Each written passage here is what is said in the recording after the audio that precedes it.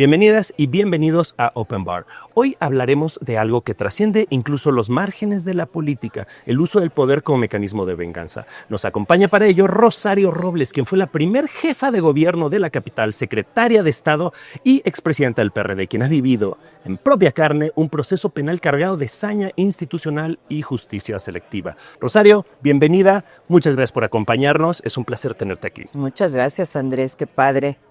Y te tenemos un tinto de verano. Ay, Ya que, wow. parece que necesitamos algo fresco para este clima que nos Oye, para este clima lluvioso. para estas inundaciones que nos están acompañando tan intensamente, pensamos que era lo más apropiado. Salud. Saludcita. Bienvenida. Muchas gracias, salud. Espero que te guste.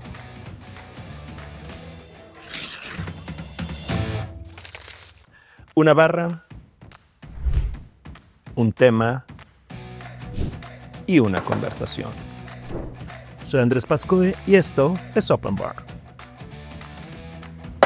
No te quedes fuera.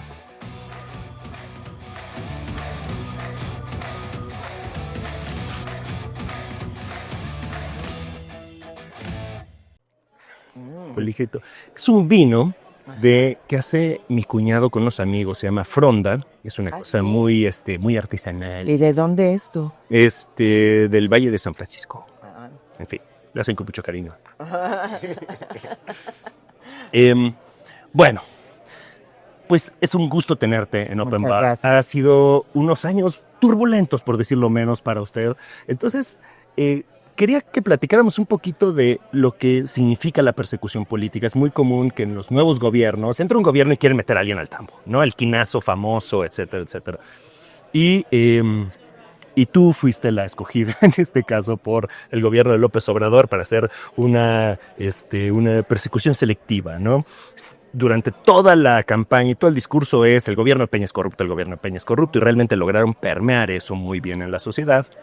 Al final, sin embargo, la única persona realmente de alto nivel que fue perseguida fuiste tú, para pasar 3 años en unas condiciones, bueno, todo el tema de la licencia falsa que te clavaron y todo ese tema. Y al final, pues terminaron teniendo que soltarte. ¿Cómo reflexionas eso ya unos años después de que ha pasado? ¿Cómo te sientes? Bueno, evidentemente fue un momento muy doloroso, muy complicado. El perder tu libertad, pues es algo que valoras hasta el momento en que realmente oyes ese candado y dices, caray, ya no puedo salir, ya no dependo de mí, ya estoy aquí encerrada en estas 4 paredes. Al principio para mí fue muy difícil aceptar una circunstancia tan complicada, tan injusta, Era ¿no? difícil de imaginar que iban a llegar a eso, Así ¿no? es, porque además... otros se lo imaginaron y pues dijeron, yo creo que me voy del país un tiempo. ¿No? Como Anaya, por ejemplo. No, y yo regresé ante el citatorio que me hizo el juez, que por cierto sobrino de Dolores Padierna, ya desde ahí estamos viendo cómo hay una consigna clara, un manejo político de todo este asunto. Pero regresé porque siempre sostuve que el que nada debe, nada teme, y me presenté a la audiencia y pues ahí me dictaron esta prisión preventiva con el argumento de que me podía fugar. Absurdo, si me había presentado, si había regresado, estaba yo en el extranjero, había regresado a la audiencia, ¿cómo es posible que hayan argumentado que me podía fugar? Ah, pues es que usted está dando 2 domicilios, uno es el que dice y otro es el de la licencia. Una licencia que ellos falsificaron. Y sin que hubiera... terminó reconociéndose que alguien la falsificó y no hubo ningún responsable. ¿Quién dio la orden? ¿Cómo se porque coló? querían, al final de cuentas ellos fueron contra un pobre trabajador, Ponciano creo que se llamaba, que y que yo le dije a mi abogado, pues este pobre no va a pagar por algo que le mandaron a hacer y jamás nos lo va a decir. Entonces, el hecho es que quedó acreditado que habían falsificado una licencia, que fabricaron pruebas, nunca hubo una denuncia en contra mía. Ellos utilizaron una denuncia de Mexicanos contra la Corrupción. Sí, lo de la estafa. Que decía a quien corresponda o quien resulte responsable, jamás Rosario Robles. Y ahora que hablan de que debe haber pruebas, etcétera, jamás hubo una prueba de nada, ni siquiera pudieron documentar algunos bienes, patrimonio indebido. Yo vivo en la misma casa que hace 30 años, etcétera, y pues sí, al final del día tuvieron que dejarme salir y les gané en todos los ámbitos, incluida tribunales colegiados, tribunales de apelación y la corte, que yo era inocente. Hay dos cosas que me interesan mucho. En primer lugar, ¿por qué tú? ¿Por qué a Rosario Robles en particular? Y por supuesto tenemos ahí pues un historial de algunos roces interesantes con Andrés Manuel, empezando pues por los famosos videos de Carlos Ahumada en los que pues, salen personas muy cercanas a Andrés Manuel embolsándose dinero. Que es curioso lo de los videos de bolsas de dinero, porque en ese momento estábamos todos escandalizados, ¿no? Cuando sale René Bejarano llenando y agarrándose hasta las ligas y tal. Desde entonces hemos visto decenas de videos de personas cercanas a la 4T tomando dinero. Tomando sobres de dinero, haciendo depósitos irregulares, y ya no nos conmueve. Ya no es un escándalo, ¿no? Ya no significa nada, y es un modus operandi que está absolutamente acreditado, de financiamiento de político del movimiento de López Obrador. Me preocupa es ¿por qué ya no nos importa? O sea, ¿por qué la sociedad ya no parece importar? Porque hemos normalizado toda esta situación. Yo comparo, ahora que hablas de justicia selectiva, las acusaciones que hay o las sospechas que hay sobre integrantes del gabinete o del partido Morena, de las propiedades que han salido, de los negocios que tienen, de las casas, de los dineros, etcétera. Los titánicos. Y digo, a nadie se le toca ni con el pétalo de una rosa. Y a mí, sin nada, por eso se trató de una persecución política, sin que pudieran acreditar un solo peso que yo hubiera tomado. Me metieron 3 años a la cárcel, me inhabilitaron, me hicieron un juicio político, es decir, todo el poder del Estado sobre una persona. ¿Por qué? Porque se trataba primero de una venganza personal. Había esta cuenta pendiente que tenía López Obrador conmigo. Desde que él fue candidato a la jefatura de gobierno, yo era jefa de gobierno de la Ciudad de México, que le dije varias cosas que no, y desde entonces, pues quedó grabado que yo no era. Cosas a la jefa de gobierno que era muy difícil hacer. No correspondía, digamos. Pues no tenía nada que ver con nuestra visión y toda la lucha que habíamos dado para que no se utilizaran recursos públicos en campañas políticas, etcétera. Pero además, yo creo que había 2 argumentos más importantes todavía. Uno, desacreditar la política social que se había puesto en marcha durante el gobierno de Enrique Peña Nieto y que yo había encabezado en una parte. Y 2, meter al bote a Rosario Robles porque no me quería libre, no me quería recorriendo el país, no, porque sabía que yo sí tenía una presencia territorial, que yo sí había recorrido a México. Político, entonces me quería eliminar del panorama. Algo que ver también, ustedes, digamos, en todo lo que yo recuerdo, eran parte del mismo grupo político, o sea, yo los recuerdo juntos en infinitas reuniones con Claudia, con Andrés Manuel, con... Bueno, Claudia no existía. Sí, era Carlos Hijas, más bien, Carlos era ahí el relevante. En fin, eran todos amigos, o al menos colegas, digamos, y tal. ¿Tendrá algo que ver eso que te consideraron así como una traidora o algo así, que entonces necesitaba hacer un castigo ejemplar contigo? ¿O qué? Pues sí se trató de decir que era un castigo ejemplar. ¿Por qué no un viejo priista de tantos priistas? Que tenían probablemente documentados bienes indebidos, etcétera, yo no sé. Pero el problema es que conmigo se trataba de esta cuenta pendiente por parte de López Obrador, que además, porque él no acepta que una mujer le diga no. No en el sentido amoroso del término, sino en el sentido político. Y yo le empecé a decir no desde la jefatura de gobierno, no en la campaña, no cuando me pidió que yo aumentara el costo del metro. Le dije, oye, pues si yo ya voy de salida, tú vas a entrar, tienes 6 años por delante, hazlo. No cuando me opuse a que se construyera, que se siguiera por la lógica de los segundos pisos y no hubiera construcción del metro, cuando nosotros habíamos inaugurado la línea B del metro. Al menos no fue la línea 12. No. Tiene otra historia siniestra. No a que ya no se invirtiera en Desasolve, en el mantenimiento de la ciudad.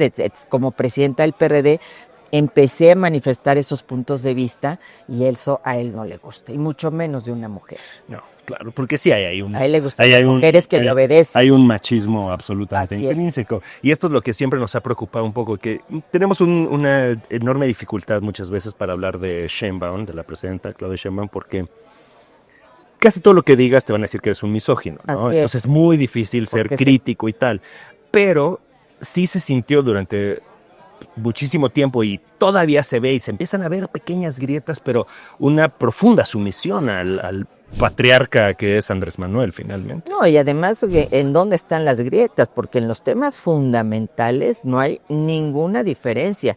La aplicación del plan C de Andrés Manuel López Obrador es el que Claudia ha puesto en marcha Tal cual. absolutamente, es decir, la reforma judicial y este error, como lo calificó histórico el ministro Lainez, de ir ahora a un poder judicial totalmente pues maniatado, sin independencia, sin autonomía, sin Tú te ser quería un preguntar sobre eso, contrapeso. porque una de las cosas que a ti finalmente te permitió salir Así fue es. que había algunos jueces en el proceso que fueron honestos y dijeron, bueno, aquí no hay elementos, bla, bla, bla. Así ¿no? es.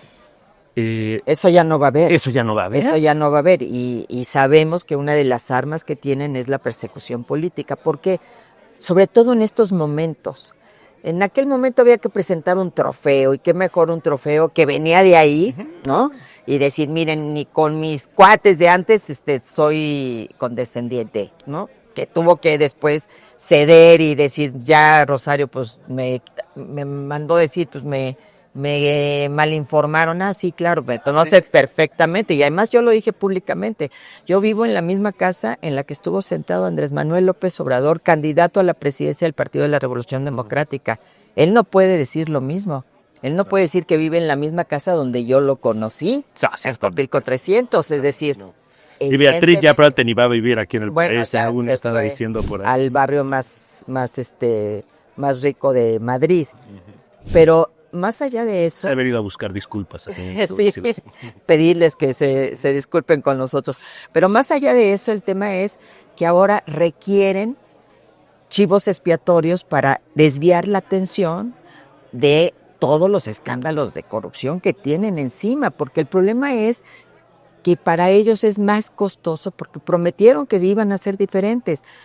Para ellos es más costoso que se vayan un viaje a Europa, que a lo mejor lo hacía antes cualquier político, pero no era nota, porque no habías dicho por todo el país que eso no lo ibas a hacer. Ese es el problema. Y esto es algo, digamos, venimos de izquierda, ¿no? Sí. Y si a mí siempre me fastidia hablando con gente de derecha que decían, pues si eres trotskista o si eres izquierdista, no deberías comer bien o ir a lugares bonitos. Entonces decíamos, ser de izquierda no significa vivir jodido. Así no, es. o sea, nadie, quien haya Queremos entendido eso que no la entendió. gente viva bien, exacto, ¿no? Se trata de que todos vivan bien, no de Así que es. todos vivamos mal. Pero estos vatos se colgaron la cruz de del juarismo y la austeridad y etcétera, y etcétera, etcétera.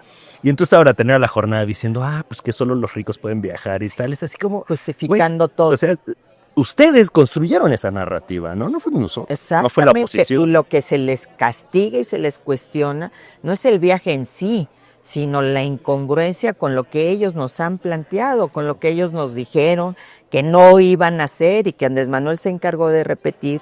Bueno, desde que era presidente del PRD, yo me acuerdo que ganamos municipios en el Estado de México, hicimos una reunión con todos los que habían ganado y ya leyó sus primeros 10 mandamientos. Desde entonces traía la idea de la cartilla moral y de toda esta lógica. Pero quiso de cuando que, ganó la presidencia sacar la cartilla moral. Entonces ellos violentaron sus propios principios y resulta ser que tienen bienes, que tienen carros, que tienen ropa de marca, que tienen zapatos de marca, que tienen empresas, es decir, ¿cómo puedes tú justificar una situación de esa naturaleza? Ver a todos estos grandes defensores de la moralidad, de la ética, diciendo, pues yo también tengo derecho a tener un reloj caro, o sea, si me lo gané.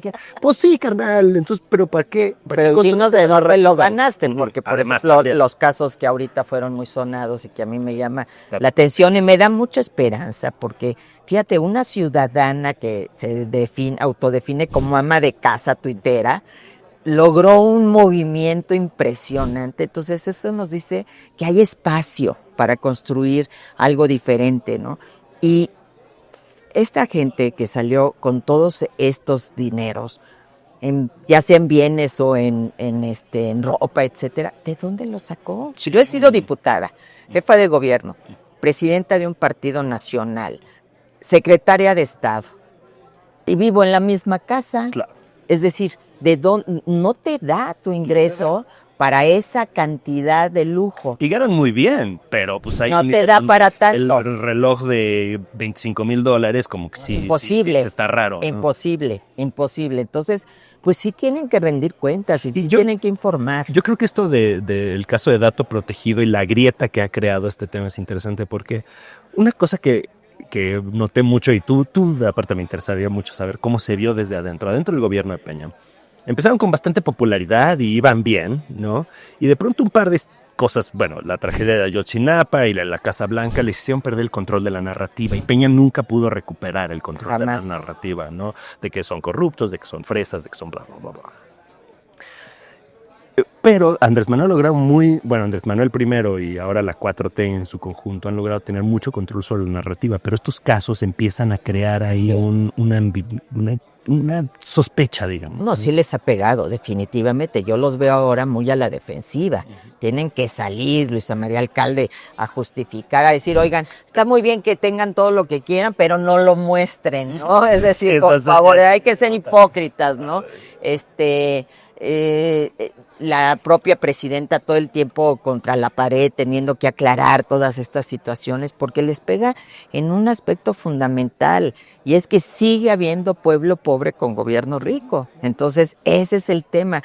¿Cuántas veces? Yo decía, pues yo acompañé a Andrés Manuel por el país entero, siendo yo la secretaria de organización del PRD, él el presidente, y yo decía, ¿por qué repite tanto la misma frase? Porque íbamos a un municipio, no puede haber pueblo pobre con gobierno rico, y íbamos al siguiente, no puede haber. Yo decía, ¿para qué? Pues luego aprendí que hay que repetir y repetir y repetir. Era buena estrategia, ¿no? No, bueno, él es muy bueno sosteniendo y le daba vuelta a todo lo que era golpearlo, como el caso de los videoescándalos, ¿no?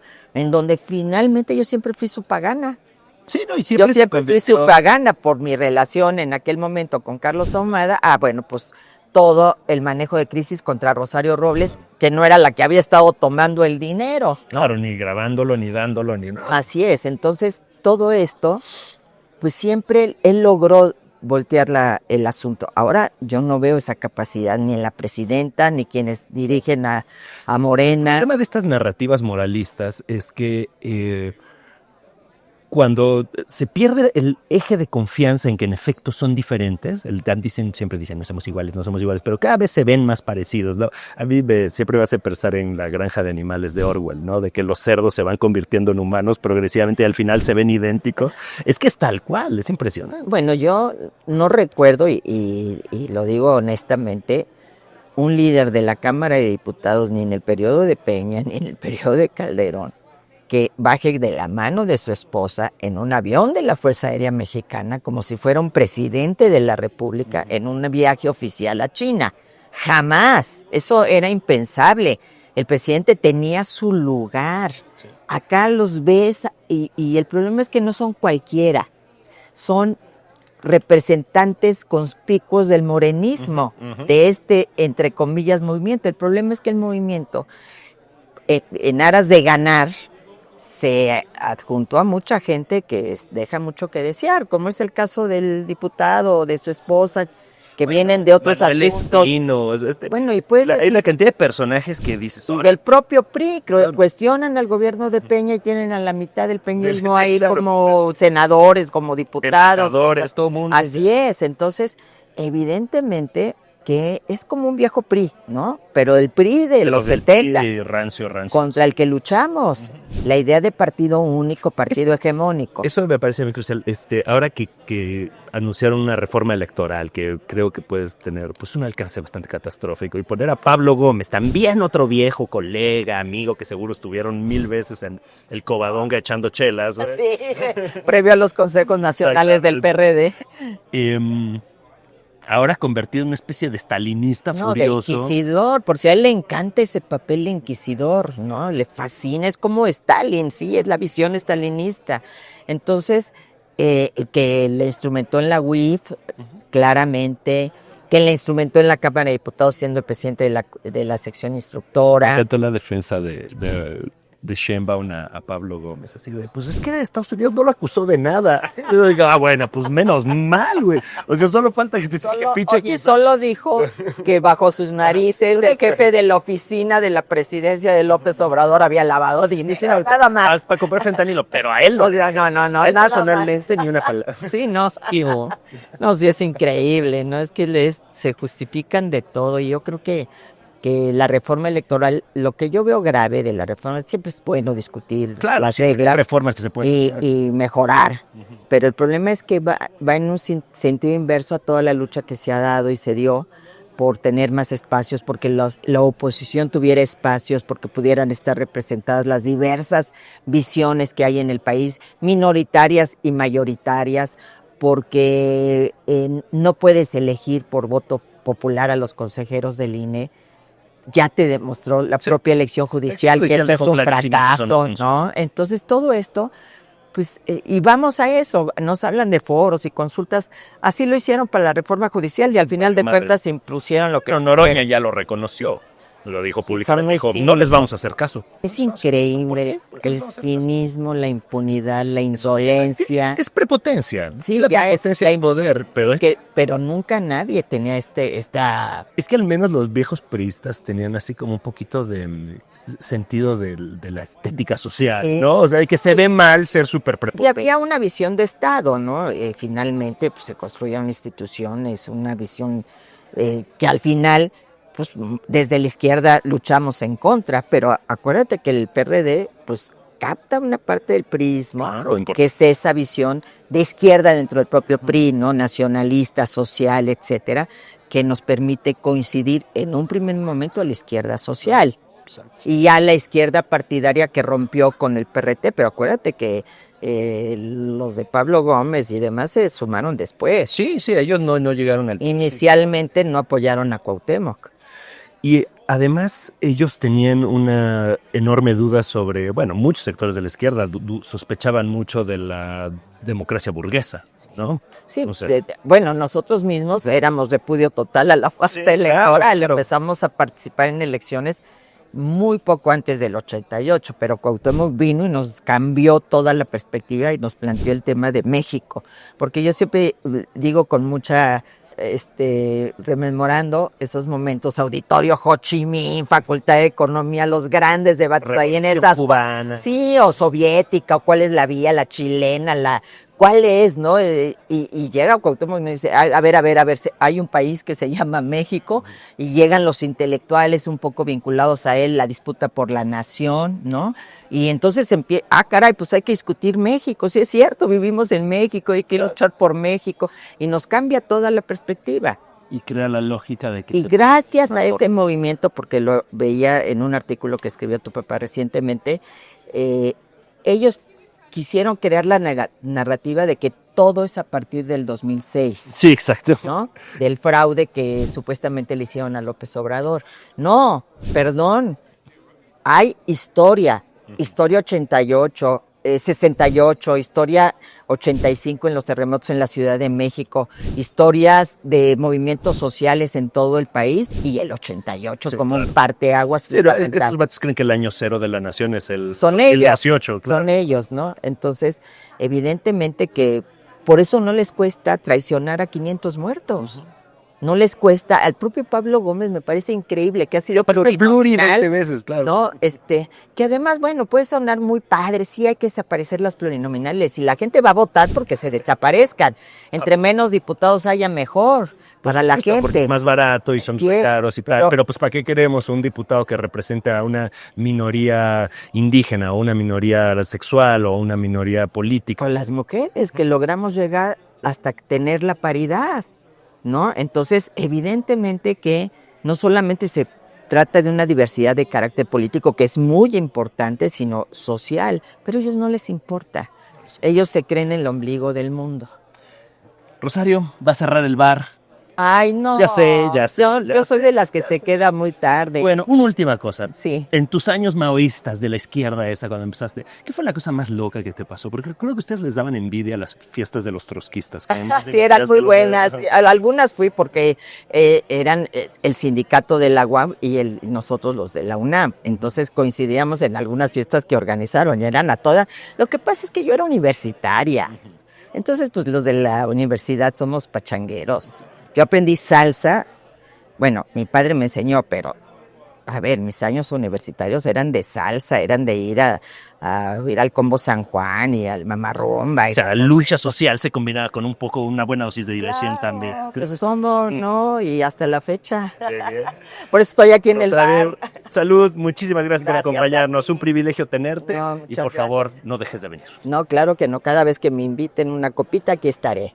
Que yo soy Andrés Pascoe y esto es Open Bar. Muchas gracias.